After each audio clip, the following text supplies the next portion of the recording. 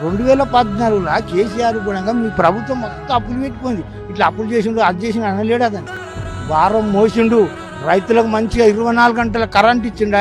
ఏ ముఖ్యమంత్రి ఇవ్వలేడు ఇంతవరకు, ఏం చేయలేడు. వీళ్ళు కాంగ్రెస్ ప్రభుత్వం మీద 56-70 ఏళ్ళు పరిపాలన చేసి ఏం చేసిండ్రు? ఇప్పుడు ఏం చేస్తారు వాళ్ళు?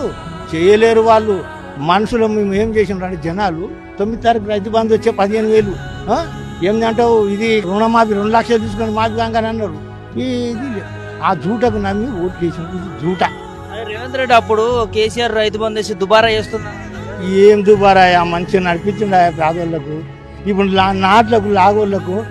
నిన్న నేను దవాఖానకు పోయినా, మా నియోజక కొడంగల్ పోతే దవాఖానలో ఆడవాళ్ళంతా నేను 1000 రూపాయలు చెప్పొచ్చు అని అంటే ఏం చేద్దాం, నేను నాతో కూడా లేకపోతే కడుపు మీద మాను అని భూమి పైసలు అనేసి దవాఖానకు వస్తుంటే అవి కూడా చెప్పని ఎక్కడికి వచ్చినట్టు పోతే లేదే నేను ఇవ్వకుండా నేను 2 లక్షలు రుణమాఫీ చేస్తానని చేస్తాను. ఊరంతా వాళ్ళ కాళ్ళు సిగలు పట్టుకుంటారు జనాలు. అంత వ్యతిరేకము కాలి నిలవదిగా 20 రోజులు వచ్చింది. 2 రోజులు ఈ సంసారం మేము చేయదు, బోలబడిపోతుంది, ఉండేది లేదు. ప్రజలను చూసుకో, నీకు ప్రజలు హక్కిచ్చులు. నీ పరిపాలన చేయి. 3 దినాలు కాలేదు, ఇప్పుడు 7 గంటలు చేసినావు.